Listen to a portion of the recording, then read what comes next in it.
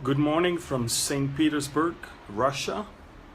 It is not even 7 a.m. here, and I thought just to give you a short update on what's going on in Europe right now in light of the two terrorist attacks that took place yesterday in Spain, one in Barcelona and one a little bit south of Barcelona.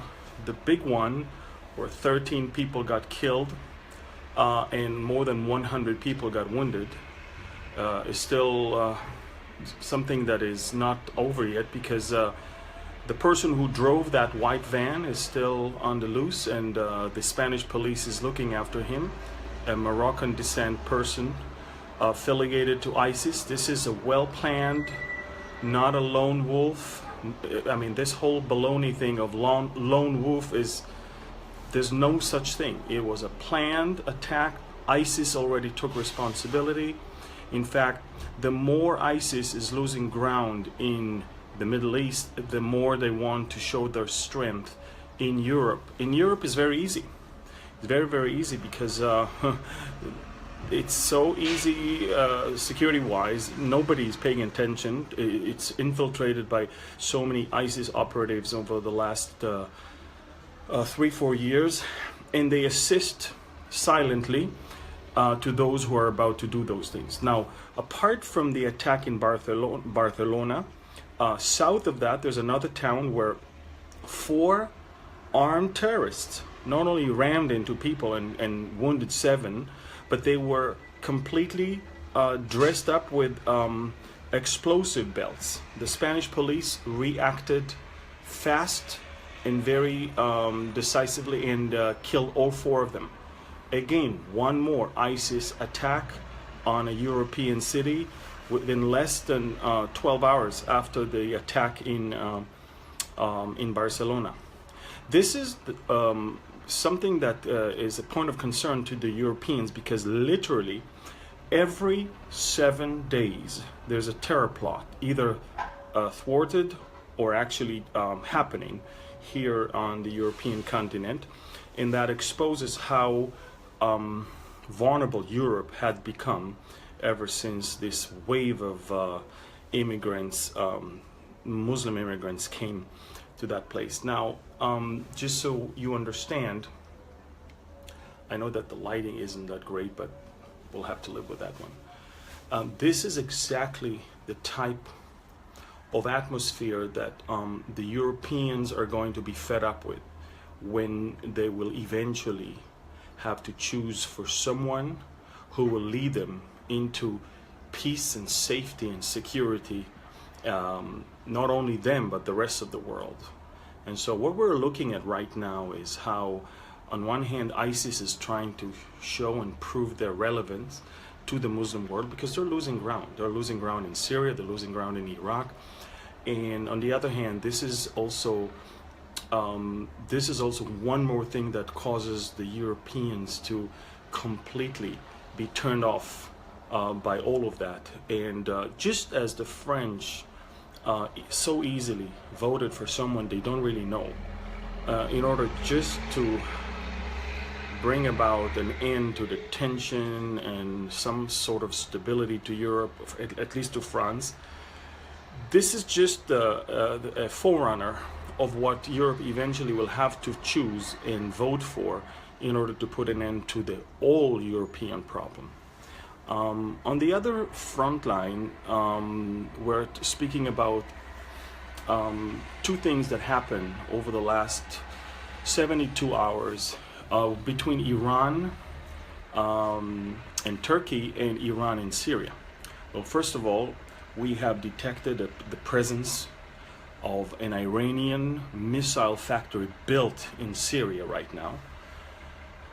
We talked about it before. Israel will have eventually to intervene and do something about it, and that might be, I'm not a prophet, but that might be that which will bring down Damascus.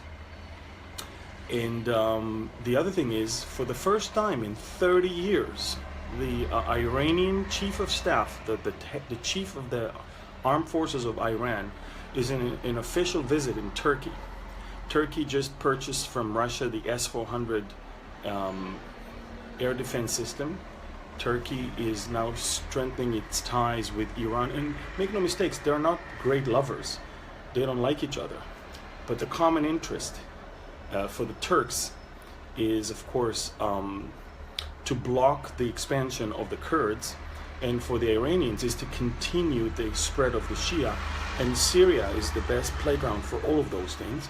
And on the way, if we can destroy Israel, why not? So we're watching all of that, and it's quite interesting, quite alarming, quite predictable and predicted. We knew all about that.